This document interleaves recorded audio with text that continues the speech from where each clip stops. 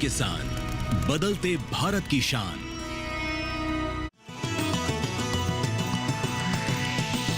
DD किसान, बदलते भारत की शान।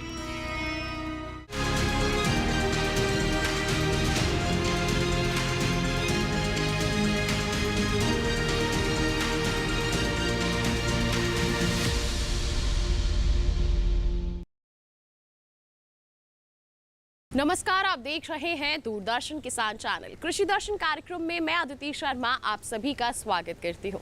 हमारे इस कार्यक्रम में हम खेती किसानी के क्षेत्र में जो भी कुछ बदलाव हो रहे होते हैं उनकी जानकारी आप तक पहुंचाने का प्रयास करते हैं। आज के इस अंक में क्या कुछ रहेगा खास, जानने के लिए शुरुआत करते हैं आज के एपिसोड की। आइए नजर डालते हैं क्या कुछ खास है सीधा मंत्रालय से। नर्सरी को तैयार करते समय बहुत जरूरी हो जाता है कि हम स्थान, जल की आपूर्ति, सूर्य का प्रकाश और साथ ही साथ अच्छी किस्मों का सही तरीके से चयन करें, तभी तो जाकर के हमें अच्छी पौध मिलती है। इसी संदर्भ में विस्तृत जानकारी दे रहे हैं कृषि भवन स्थित डीडी किसान स्टूडियो से अपर आयुक्त नवीन कुमार पटले जी। क्या कुछ कहा है उन्होंने, आइए दिखाते हैं आपको। तो यदि ऐसे किसान भाई जिनको नई नर्सरी बनानी है, मैं उनको यहाँ पर सलाह देना चाहूँगा कि वो ऐसे स्थानों का चयन करें जहाँ पर बरसात का पानी जमा ना होता हो। दूसरी बात है जहाँ पर हम प्रोटेक्शन बहुत ज़रूरी होता है, जहाँ पर और दूसरे हमारे जो पशु हैं, मवेशी हैं, वहाँ पर ज़्यादा उनका विचरण ना होता हो। और तीसरी बात रहती है कि वहाँ पर यदि प्रोटेक्शन फेंसिंग हो या किसी प्रकार की हम चाहे वो हमारी लोकल तरीके की फेंसिंग हो या बारबेड वायर की फेंसिंग हो, उससे हम उसको प्रोटेक्शन कर सकते हैं, तो ये सबसे अच्छी बात होती है। दूसरी बात होती है कि हम यहाँ पर पौधों को तैयार करते हैं और उसको आगे चल करके हम इसको या तो बेचते हैं या और अन्य जगह पर लगाते हैं। तो यहाँ की जो मिट्टी है वो बलुई दोमट मिट्टी, जहाँ पर पानी का निथार अच्छा होता हो, हमें ऐसे स्थान का चयन करना चाहिए। और दूसरी बड़ी बात आती है कि हम अपनी नर्सरी वाले स्थान पर हम खुद ही खाद बना लें ताकि वो पौधों को उपलब्ध कराने में आसानी हो।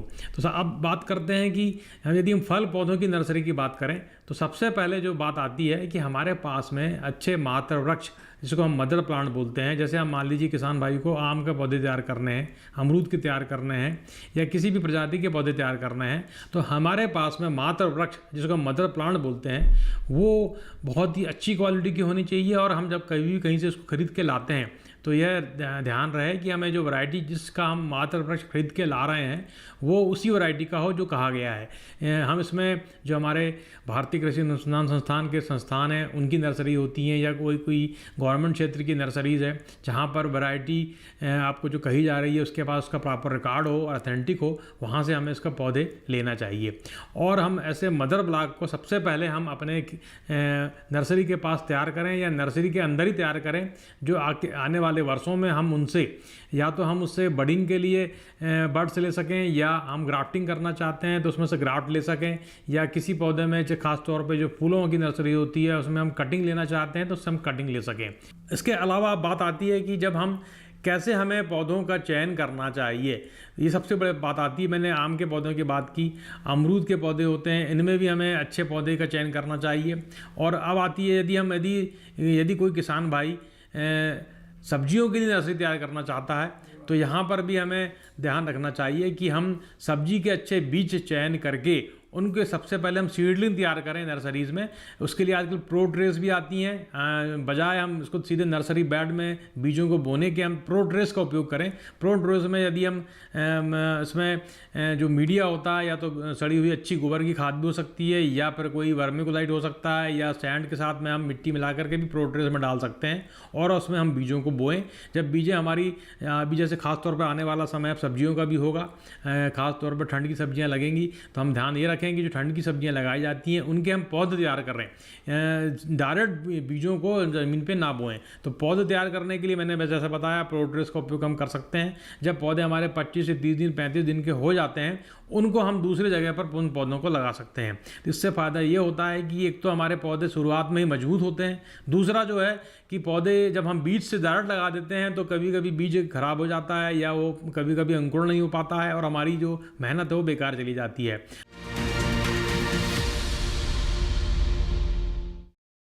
काजू एक महत्वपूर्ण फसल है। अगर हमारे किसान इसे अपना लेते हैं तो माला माल हो सकते हैं। किस तरह से ये संभव हो सकता है, इसी संदर्भ में विस्तृत जानकारी दे रही हैं कृषि भवन स्थित डीडी किसान स्टूडियो से निदेशक डॉक्टर फेमिना। क्या कहा है उन्होंने, आइए उसकी एक झलक आपको दिखाएं। काजू एक बहुत ही महत्वपूर्ण फसल है जो हमारे किसानों को उनकी इनकम डबल करने के लिए और हमारे राज्य की इकोनॉमी को बढ़ाने के लिए इसका बहुत बड़ा योगदान है। इसके लिए भारत सरकार में MIDH mission for integrated development of horticulture में बहुत सारा काम हो रहा है। वो भी directorate of cashew nut and cocoa development के इस निदेशालय के द्वारा हो रहा है, जहाँ पे हम सबसे पहले तो एरिया एक्सपेंशन प्रोग्राम करते हैं, जिसमें नई एरियाज़ जो है उसको आइडेंटिफाई करके, पोटेंशियल एरियाज़ को आइडेंटिफाई करके किसानों को FPCs के थ्रू हम एरिया एक्सपेंशन प्रोग्राम कराते हैं, जिसमें कि अच्छे वैराइटीज़ जो भी रिलीज़ होते हैं यूनिवर्सिटीज़ से और ICR इंस्टीट्यूट से, वो वैराइटीज़ हम फ्री ऑफ कॉस्ट फार्मर्स को उपलब्ध कराते हैं, ताकि ये एरिया एक्सपेंशन प्रोग्राम में काम हो और उससे राज्य में ज़्यादा से ज़्यादा अच्छे किस्मों की उपलब्धि हो, जिससे कि हमारा प्रोडक्शन ज़्यादा से ज़्यादा बढ़ सके। ये तो एक कार्यक्रम हुआ। इसके अलावा हम रीप्लांटिंग प्रोग्राम करते हैं, जिसमें कि सबसे महत्वपूर्ण बात यह है कि लो प्रोडक्शन जो है ओल्ड वैराइटीज़ की वजह से होते हैं, जो मोर देन 30 ईयर्स से ज़्यादा पुराने जो भी फील्ड हैं, प्लांटेशंस हैं, उनसे अभी प्रोडक्टिविटी बहुत कम होती है। तो उनको रिप्लांट करना एक बहुत महत्वपूर्ण काम होता है, जिसके लिए कि हम रिप्लांटिंग प्रोग्राम करवाते हैं mission for integrated development of horticulture से, जिसमें नई किस्में अवेलेबल कराते हैं फार्मर्स को और ये प्रोडक्शन प्रोग्राम करते हैं। इसके अलावा हम जो है किसानों को ट्रेनिंग प्रोग्राम्स देते हैं, अवेयरनेस प्रोग्राम्स देते हैं, जिससे कि उनको नई तकनीक के बारे में जानकारी प्रदान की जाती है, ताकि वो अपने फील्ड में जाके ये कार्यक्रम करें। Like high density planting. High density planting जो है एक बहुत इंपॉर्टेंट कॉन्सेप्ट है। इसमें क्या होता है कि जब नॉर्मल डेंसिटी प्लांटिंग में हम जो स्पेसिंग फॉलो करते हैं 7x7 मीटर होता है, तो इसमें हम 200 प्लांट्स ही अकोमोडेट कर पाते हैं, जबकि हाई डेंसिटी प्लांटिंग में दुगनी प्लांटिंग मटेरियल हम इसमें अकोमोडेट कर सकते हैं और दुगनी यील्ड पा सकते हैं। तो इसके बारे में किसानों को हम अवेयरनेस प्रोग्राम, ट्रेनिंग प्रोग्राम्स के द्वारा हम बताते हैं। पर ड्रॉप मोर क्रॉप किस तरह से हमारे खेतों के लिए, फसलों के लिए और साथ ही साथ आप लोगों के लिए, यानी कि हमारे किसान भाइयों बहनों के लिए लाभकारी साबित हो सकती है, इसी संदर्भ में विस्तृत जानकारी दी जा रही है कृषि भवन स्थित डीडी किसान स्टूडियो से डॉक्टर राहुल चौधरी, जो सहायक मृदा संरक्षण अधिकारी है। क्या कुछ कहा है उन्होंने, आइए दिखाते हैं आपको। आज मैं पर ड्रॉप मोर क्रॉप यानी प्रति बूंद अधिक फसल योजना पर आपको कुछ जानकारियाँ दूंगा। ये योजना 2015 से शुरू हुई थी और इसमें सरकार माइक्रो इरिगेशन के उपकरण जैसे ड्रिप और स्प्रिंकलर किसानों को देती है। अब ये क्यों ज़रूरी है? ये इसलिए ज़रूरी है क्योंकि अगर बरसात समय पर ना हो तो ट्यूबवेल का जल स्तर नीचे चला जाता है और इस समय जो है ये सूक्ष्म सिंचाई संयंत्र जैसे ड्रिप और स्प्रिंकलर एक सुरक्षा कवच के रूप में काम करते हैं। ड्रिप बूंद बूंद से जड़ों में और एवं स्प्रिंकलर जो है वो समान रूप से फसल को सिंचाई प्रदान करते हैं। और नीति आयोग के एक सर्वे ने ये बताया है कि ड्रिप और स्प्रिंकलर के इस्तेमाल से जल उपयोग दक्षता में 50 से 70% एवं उत्पादकता में 10 से 70% तक की बढ़ोतरी होती है और फसल की क्वालिटी भी बेहतर होती है, जिससे बाज़ार में उचित दाम मिलता है। अब बात करें कि इसमें सरकार सहायता कितना देती है, तो इसमें सरकार 45% से 55% तक की सहायता देती है, जो कि पहाड़ी और पूर्वोत्तर राज्यों में और अधिक होती है। 25% अधिक सहायता देती है सरकार, और जिन राज्यों में इसकी अपनाने की दर कम है उसमें अतिरिक्त 15% की मदद देती है। और कई राज्य अपने तरफ से जो है टॉप अप सब्सिडी भी देते हैं, जो कि मिला जुला के 90% तक कुल सब्सिडी पहुंच जाती है। अब ये देखें कि किसान कितना इससे मतलब इसमें फ़ायदा मिलता है, तो अधिकतम 5 हेक्टेयर तक का लाभ किसान ले सकते हैं और एक ही खेत में अगर पुनः ड्रिप या स्प्रिंकलर लगाना हो तो 7 साल बाद पुनः उसी खेत पे मिल जाता है, क्योंकि ड्रिप और स्प्रिंकलर की जो लाइफ साइकिल है उतनी ही मानी जाती है। जब 2015 में इस योजना की शुरुआत हुई तब से अब तक लगभग 102 लाख हेक्टेयर और 90 लाख किसान इससे लाभान्वित हो चुके हैं और हमारा लक्ष्य अगले 5 वर्षों में 100 लाख हेक्टेयर तक का और है।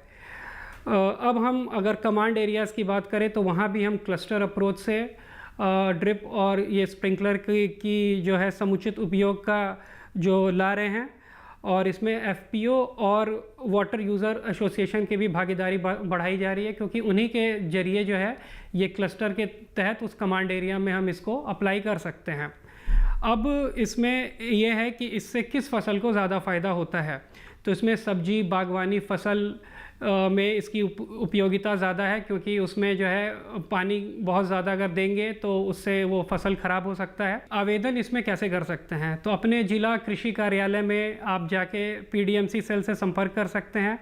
इसमें आप अपने ज़रूरी कागजात तैयार रख सकते हैं, जैसे आधार कार्ड, बैंक पासबुक, खतौनी, पासपोर्ट फ़ोटो, मोबाइल नंबर, ये सब आप रख सकते हैं। अब कार्यक्रम में वक्त हो चला है नजर डालने का सेगमेंट विज्ञान और किसान पर।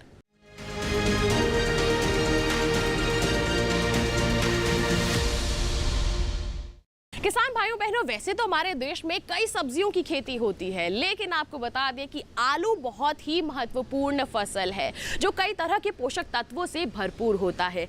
लोहा इसमें होता है, फास्फोरस है और कई तरह के पोषक तत्व इसका सेवन करने से हमारे शरीर को प्राप्त होते हैं और इन्हीं के चलते इसकी मांग भी लगातार बाजार में बनी रहती है, जिससे हमारे किसानों को फायदा होता है जब वो इसकी खेती करते हैं। अगर आपको भी फायदा लेना है आलू की खेती से तो इसकी बारीकियों को समझना होगा। तो किस तरह से आप कर सकते हैं आलू की खेती, जानते हैं सेगमेंट विज्ञान और किसान में।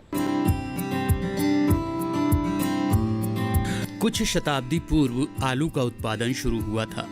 हमारे देश में 100 से ज्यादा पकवान बनाए जाते हैं। सुबह के नाश्ते से लेकर रात के भोजन तक आलू का इस्तेमाल किया जाता है।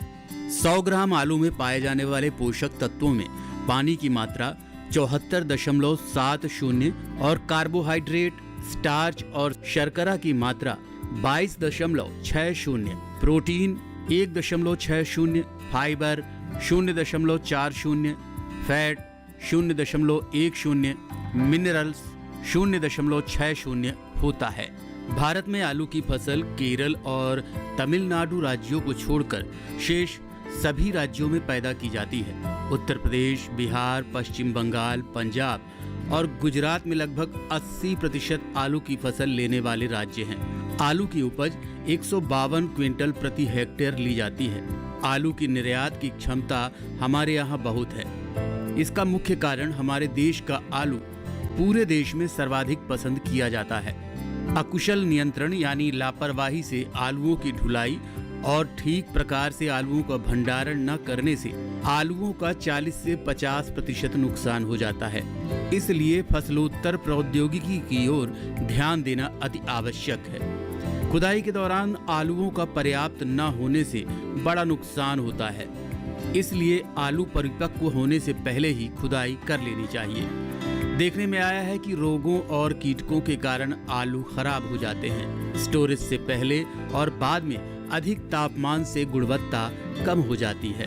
बहुत सारे किसान भाई आलूओं की खुदाई के लिए आलू हार्वेस्टर का इस्तेमाल करते हैं। इससे आलू की खुदाई को समय कम लगता है और खुदाई भी अच्छी होती है। खुदाई के बाद आलू इकट्ठे किए जाते हैं और बोरों में भरकर भंडारण के लिए भेजे जाते हैं। यदि आलूओं का भंडारण सही ढंग से किया जाए तो आलूओं की कीमत स्थिर रखने में मदद मिलती है।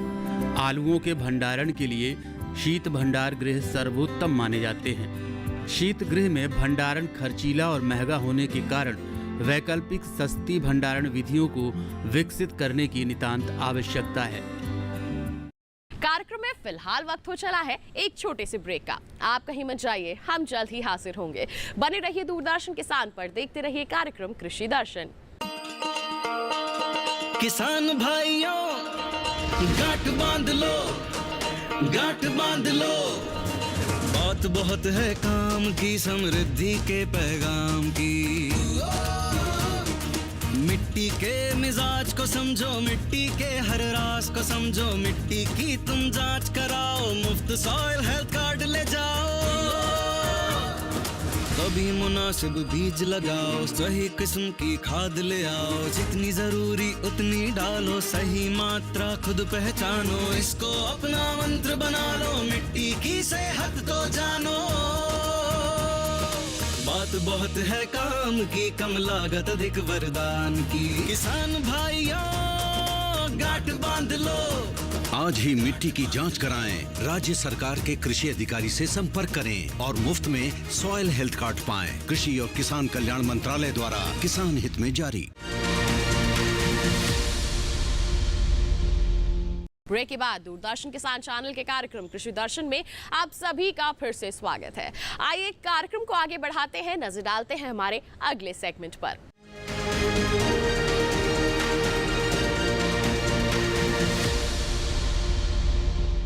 हमारे सेगमेंट में हम आपकी मुलाकात करवाते हैं देश के सफल किसानों से, यानी कि उन किसानों से जिन्होंने कड़ी चुनौतियों का सामना करते हुए अपनी समस्याओं का समाधान तलाशते हुए एक सफलता का मुकाम हासिल किया है। कौन है आज के हमारे सफल किसान? जानकारी के लिए रुख करते हैं सेगमेंट कृषि स्टार्टअप का।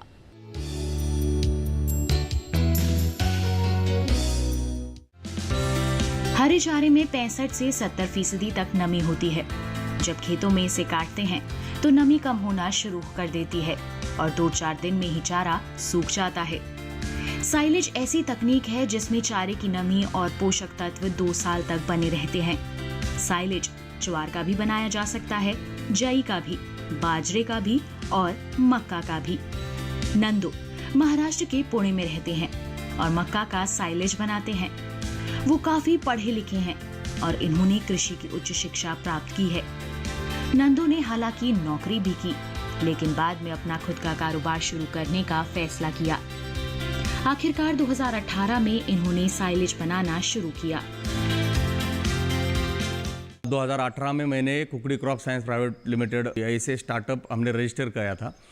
उस साइलेज यूनिट की जब भी हमने 2018 में शुरू किया था तो शुरुआत कैसे हुआ था कि मैंने जब जॉब किया था तो जॉब के दौरान मैं पूरा इंडिया घूमता था। तो इंडिया घूमने के बाद मैंने एक चीज़ नोटिस की थी कि एनिमल हस्बेंड्री और डेयरी फार्मिंग जो है वो अभी भी हमारे यहाँ पे सेकेंडरी ऑक्यूपेशन माना जाता है। जैसे कि खेती के साथ साथ उसको हम यूज़ करते हैं, एनिमल को यूज़ करते हैं और उसका रेयरिंग करते हैं। लेकिन अगर ये चीज़ हमने एज अ प्राइमरी बिजनेस किया तो इसमें बहुत ज़्यादा फ़ायदा होता। तो उसमें हमने पहले ये आइडेंटिफाई किया कि जो एग्रीकल्चर है उसमें जो साइड बिजनेस है वो है डेयरी। तो डेयरी के इसमें अगर हम देखा जाए तो 60 to 70% जो खर्चा है वो फॉडर पे होता है। तो फॉडर का खर्चा कम करने के लिए हमने ये साइलेज का यूनिट चालू किया था। तो उसमें अभी हमको ये चीज़ रियलाइज़ हुआ है कि अगर साइलेज का फीडिंग करता है कोई भी फार्मर अपने ट्रेडिशनल को छोड़ के तो उसमें ज़्यादा मुनाफा होता है। साइलेज नियंत्रित किण्वन विधि से तैयार किया जाता है। इसमें सबसे पहले चारे की कुट्टी काटी जाती है और फिर उसे हवा की अनुपस्थिति में किण्वित किया जाता है। ऐसा करने पर लैक्टिक अम्ल पैदा होता है। यही लैक्टिक अम्ल चारे को लंबे समय तक सुरक्षित रखने में मददगार है। कमाल की बात तो ये है कि चारे में मौजूद जीवाणु ही किण्वन का काम करते हैं। नंदू का कहना है कि साइलेज साधारण चारे से कहीं बेहतर है। साइलेज है वो पूरा फर्मेंटेड होने की वजह से आपको 50% की जगह 100% पैलेटेबिलिटी मिलती है। तो अगर आप कच्चा चारा आप उसको खिलाते हो तो खिलाते हो तकरीबन 40 to 45 kg, और यहाँ पे आप उसको अगर 20 kg भी खिलाते हो तो उसकी जो न्यूट्रिएंट की डिमांड है या उसकी फीड हंगर है उसमें से कंप्लीट हो जाती है। उसमें अगर टेक्निकल देखा जाए तो जानवर को ये पैलेटेबल मतलब फर्मेंटेड चारा खिलाया जाए तो उसको एज इट इज़ वो कंज्यूम करता है। जब कोई भी रूमिनेंट चारा अंदर लेता है तो उसके बाद वो रूमिनेशन के लिए बाहर निकलता है। अगर आप ट्रेडिशनल वेज के टाइम पे देखे दे तो उसकी फीड मूवमेंट कितनी होगी, 40 kg उसको एक बार अंदर लेना है, फिर 40 kg रूमिनेशन के लिए लेना है, फिर वो रूमिनेशन होने के बाद 40 kg फिर अंदर जाना है। तो टोटल आपकी फीड मूवमेंट जो है 120 kg की है। अब सेम केस अगर आप साइलेज के बारे में देखते हो तो आपकी फूड मूवमेंट हो जाएगी 60 kg। तो आपको 60 kg की फीड मूवमेंट के लिए जितनी एनर्जी मतलब आपकी एनर्जी बचती है, और ये जो है एज इट इज फर्मेंटेड होने के कारण उसको पचाने के लिए जो एनर्जी बचेगी, तो ये जो बची हुई एनर्जी है उसमें क्या हो जाता है कि जानवर उसका दूध में इस्तेमाल किया करते हैं। नंदू हाइब्रिड किस्म के चारे का साइलेज बनाना पसंद करते हैं क्योंकि इसमें पैदावार ज्यादा होती है। 1 एकड़ में बोया गया संकर चारा 8 से 10 गायों का पेट आराम से भर सकता है। वैसे तो साइलेज तैयार करने के लिए गड्ढे बनाए जाते हैं, लेकिन नंदू सफेद रंग की इस शीट का इस्तेमाल करते हैं। इस शीट से हवा भी आर पार नहीं जा सकती और इसमें लपेटकर आप चारे को धूप में भी भंडारित करके रख सकते हैं। सेंट्रल गवर्नमेंट की RQR रफ्तार की जो स्कीम है उसमें हमने अप्लाई किया था। उसके दौरान हमें कृषि विज्ञान केंद्र नारायणगांव जो है उनसे हेल्प मिली थी। वो हमने हमारा स्टार्टअप वहाँ पे रजिस्टर किया। स्टार्टअप रजिस्टर करने के बाद 2 महीने का जो है ट्रेनिंग हो गया। ट्रेनिंग के बाद हमें गवर्नमेंट ऑफ इंडिया का एग्रीकल्चर मिनिस्ट्री का RQR रफ्तार का जो है उसमें फंड मिल गया था। तो 2 प्रकार के उसमें एक होता है, एक तो सीड फंड होता है और एक जो है वो जब आप बाद में जो स्टार्टअप ऑलरेडी इस्टेब्लिश है उसको एक्सपेंशन करने के लिए फंड होता है। तो एक आइडिया स्टेज पे जो स्टार्टअप होता है उसमें 5 लाख की फंड होती है और जो स्टार्टअप ऑलरेडी सेट है जिसको एक्सपांड करना है, मार्केटिंग या कुछ और मशीनरी खरीदनी है, तो उसके लिए गवर्नमेंट आपको 25% ग्रांट इन ऐड देता है। तो अभी फार्मर को हम अपना तरफ से इनपुट्स देते हैं, मतलब हाइब्रिड सीड देते हैं, मशीनरी की उसको सर्विस देते हैं ताकि उसका जो भी हार्वेस्टिंग है वो फास्ट हो जाए। और यहाँ पे उसको जितना चारा चाहिए वो खुद रख लेता है, उसमें से जो बचा हुआ चारा है हम अपने पास लेके फिर मार्केट में बेचते। अभी बरसात का मौसम है और इस मौसम में बहुत बड़ी मात्रा में हरा चारा उपलब्ध रहता है। किसान इसका साइलेज बनाकर सुरक्षित रख सकते हैं। बाद में जब हरा चारा उपलब्ध नहीं होगा तो इसका इस्तेमाल किया जाएगा। नंदू की साइलेज यूनिट से किसानों को भी फायदा हो रहा है। किसान उन्हें हरा चारा बेचकर अतिरिक्त आय प्राप्त कर रहे हैं। इसके अलावा उनकी यूनिट में कम से कम 25 से 30 लोगों को रोजगार मिल रहा है।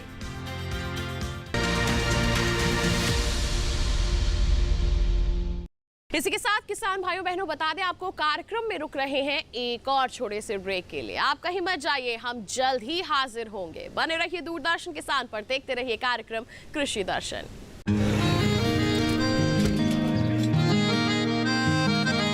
क्या बात है भाई, आजकल तो काफी खुश नजर आ रहे हो।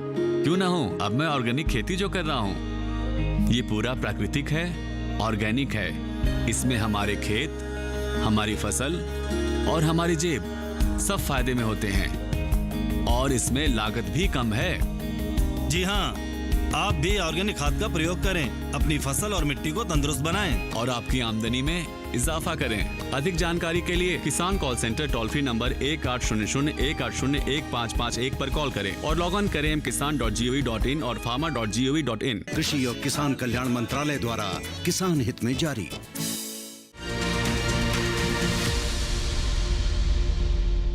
ब्रेक के बाद दूरदर्शन किसान चैनल के कार्यक्रम कृषि दर्शन में आप सभी का फिर से स्वागत है। आइए जानकारियों के सिलसिले को आगे बढ़ाते हैं, नजर डालते हैं हमारे अगले सेगमेंट पर।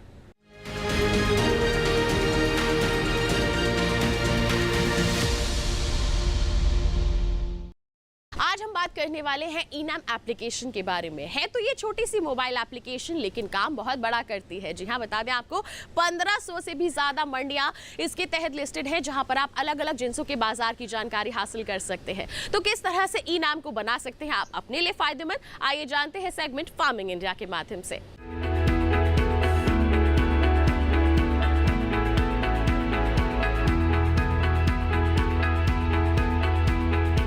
ई-नाम के जरिए आप घर बैठे न केवल APMC से जुड़ी किसी भी मंडी में चल रहा भाव मालूम कर सकते हैं, बल्कि अपनी फसल का सौदा कर सकते हैं और घर बैठे समय पर बिकी हुई फसल का भुगतान भी पा सकते हैं।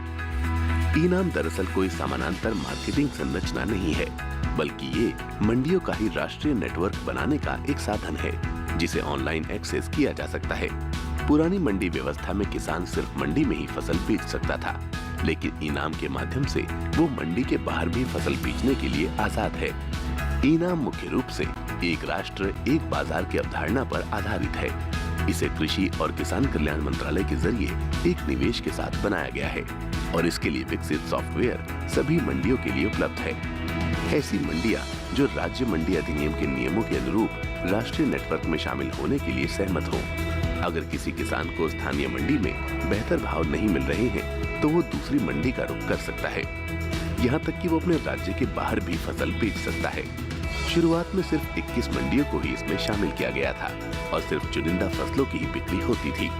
लेकिन आज 18 राज्यों और 3 केंद्र शासित प्रदेशों की 1000 मंडियां इसमें शामिल हो चुकी हैं, जहां 175 फसलों को खरीदा और बेचा जा सकता है। 31 जनवरी तक के आंकड़े बताते हैं कि इनाम पर 1,72,70,000 किसान, 2,13,844 व्यापारी, 1,02,068 कमीशन एजेंट और 2,050 FPO जुड़े हैं। किसानों के लिए इनाम पर मुख्य रूप से 4 फायदे हैं। पहला, इस पोर्टल पर कारोबार में पारदर्शिता दिखाई देती है और किसानों को बेहतर भाव की संभावना बढ़ती है। पारदर्शिता का मतलब ये हुआ कि किसानों के साथ धोखाधड़ी की संभावना कम हो जाती है। दूसरा फायदा ये है कि अन्नदाता की पहुंच ज्यादा मंडियों और व्यापारियों तक सीधे हो गई है। तीसरे, मंडियों में आवक और भाव की तुरंत जानकारी मिल जाती है। और चौथा, भुगतान बहुत जल्दी हो जाता है और पैसा सीधे किसान के खाते में जाता है। तो अगर आप भी सुविधा का फायदा उठाना चाहते हैं तो ई-नाम पर रजिस्ट्रेशन कराना होगा। रजिस्ट्रेशन की कोई फीस नहीं है।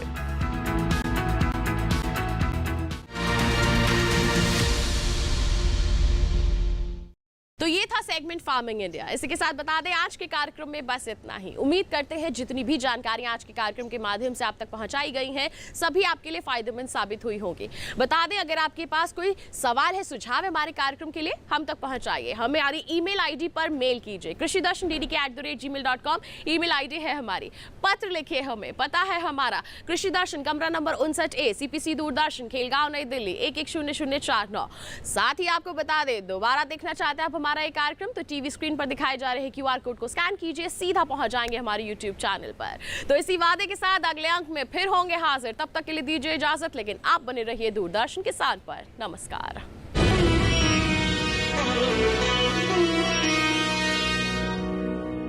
मन की बात है जन जन की, संघर्षों के कुछ किस्से, कहानी कुछ सफलताओं की, अनकही विरासत की, उम्मीदें नए भारत की। महीने के आखिरी रविवार का रहता है इंतजार। मलयाचल के आंचल से विंध्याचल के आंगन तक, ब्रह्मपुत्र के घाट से हिमालय के विस्तार तक होती है मन की बात प्रधानमंत्री के साथ। तो सुनिए इस महीने 28 सितंबर सुबह 11 बजे मन की बात आकाशवाणी और दूरदर्शन के सभी चैनलों पर और प्रसार भारती के OTT प्लेटफॉर्म वेव्स पर सजीव प्रसारण लाइव स्ट्रीमिंग के माध्यम से। इसके अतिरिक्त आकाशवाणी और दूरदर्शन के YouTube चैनल और प्रसार भारती के ऐप न्यूज ऑन एयर पर सजीव प्रसारण लाइव स्ट्रीमिंग के माध्यम से। तो याद रखें, रविवार 28 सितंबर सुबह 11 बजे मन की बात। उस खानदान को मैं इतना मजबूर कर दूंगा कि नाक रगड़ के आएंगे हमारे दरवाजे अपनी बेटी की शादी की भीख मांगने। मजा आएगा जब मैं अपनी इंसल्ट का बदला लूंगी, उस नौकरानी माही और उस कोच कबीर से।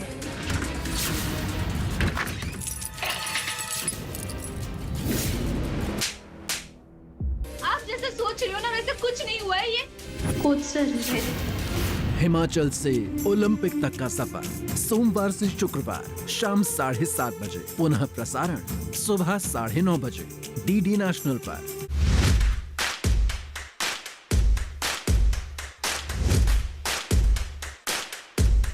नमस्कार, बहुत स्वागत। मैं हूँ आपके साथ राधिका चौधरी। महाचौपाल चर्चा असम से हो रही है, बनारस पहुँच गई है, हरियाणा हमारी टीम पहुँच चुकी है, महाराष्ट्र में पहुँच गए हैं। आज की चौपाल चर्चा शिवमोगा गांव से।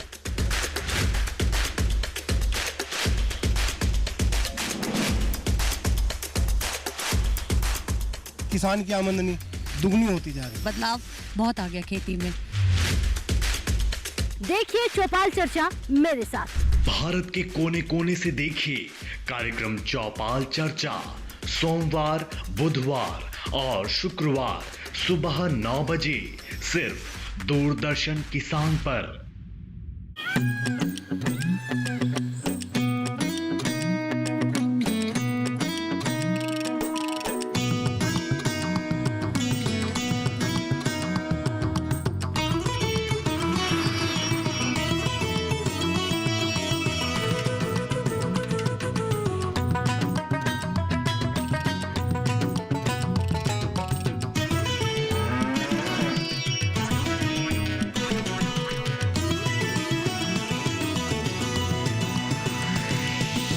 डीडी किसान, बदलते भारत की शान।